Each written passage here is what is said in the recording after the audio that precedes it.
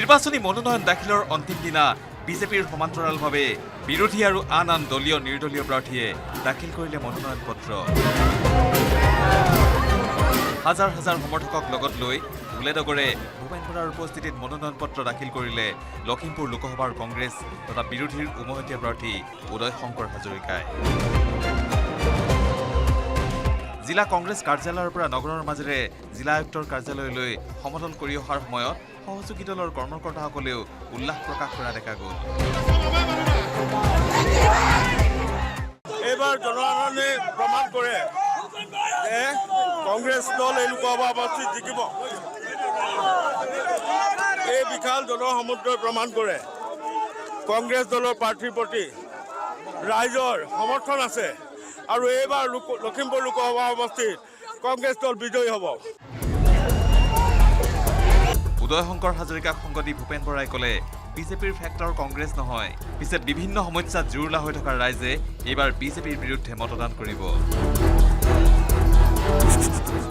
Factor হ'ব OPS বিচাৰি থকা কৰ্মচাৰীসকল, ফেক্টৰ হ'ব অংগনাবাদী, আশাকৰ্মী, গাঁওবুঢ়া, টেটৰ টিচাৰ, কম্পিউটাৰ টিচাৰ, ভেঞ্চাৰ স্কুলৰ টিচাৰ। ফেক্টৰ হ'ব যিবিলাক স্কুল বন্ধ কৰি দিলে তাৰ শিক্ষকসকল। ফেক্টৰ হ'ব যিবিলাক গাঁৱে গাঁৱে মদৰ দোকান খুলিছে সেই গাঁওবিলাকৰ ৰাইজ। ফেক্টৰ হ'ব বানপানী আক্ৰান্ত, গৰাখহনীয়া আক্ৰান্ত ৰাইজ। ফেক্টৰ কংগ্ৰেছ প্ৰতিনিধি, ফেক্টৰৰ প্ৰতিনিধি হৈছে কংগ্ৰেছ। পুষ্পসজ্জিত বাহনত উঠি মনোনয়ন পত্ৰ দাখিল কৰিবলৈ আহিল আপৰ প্ৰাৰ্থী ঋষিৰাজ কৌণ্ডিন্য। প্ৰায় 10 সহস্ৰাধিক দলীয় কৰ্মী সমৰ্থকক লগত লৈ আম আদমী পাৰ্টীৰ প্ৰাৰ্থী ঋষিৰাজ কৌণ্ডিন্যই দাখিল কৰিলে মনোনয়ন। গায়ন বায়ন লগত লৈ তেজপুৰ কলেজিয়েট হাইস্কুল খেলপথাৰৰ পৰা তেজপুৰ চহৰৰ মাজেৰে সমদল কৰি জিলা আয়ুক্ত কাৰ্যালয়লৈ যায় তেজপুৰ লোকসভা সমষ্টিৰ আপৰ প্ৰাৰ্থীগৰাকী। ৰাইজ স্বতঃস্ফূৰ্তভাৱে ওলাই আহিছে। ৰাইজে এইবাৰ ইলেকশ্যন খেলিব দুৰ্নীতি, ভ্ৰষ্টাচাৰ আৰু অপশাসনৰ বিৰুদ্ধে। ৰাইজে ঝাৰু লৈ এইবাৰ সংবিধানত থকা লেতেৰাবোৰ চাফা কৰিব। সংবিধানৰ বিৰুদ্ধে সংবিধানৰ অপব্যৱহাৰ কৰিছে সেইসকলক ঝাৰু দি বিদায় দিব এইবাৰ।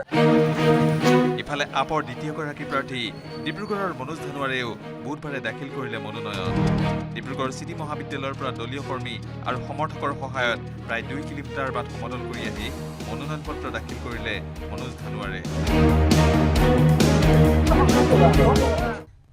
চাওক, আমাৰ মূল যুঁজটো হৈছে বিজেপিৰ যিটো অপশাসন, বিজেপিৰ যিটো দুৰ্নীতি, বিজেপিৰ যিটো উন্নয়নমুখী হ'ব লাগিছিল য'ৰ পৰা আঁতৰি গৈছে তেওঁলোকে আৰু ৰাইজৰ হাৰাশাস্তি হৈ আছে, ইয়াৰ বিৰুদ্ধে আমাৰ মূল যুঁজ হয়।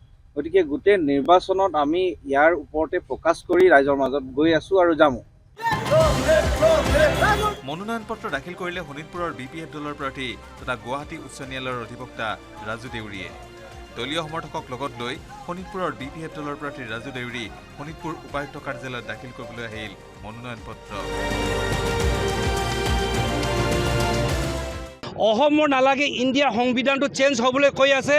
আমি দুখীয়া ৰাইজৰ কাৰণে স্থান নাই এই পৃথিৱীত, এই অসমত। সেইকাৰণে আমি BPF-এ অসমৰ স্বাৰ্থত, জনজাতিৰ স্বাৰ্থত, খেলঞ্জীয়াৰ স্বাৰ্থত আমি মাত মাতিবলৈ ওলাই আহিছোঁ। News desk, news 18 Assam north east.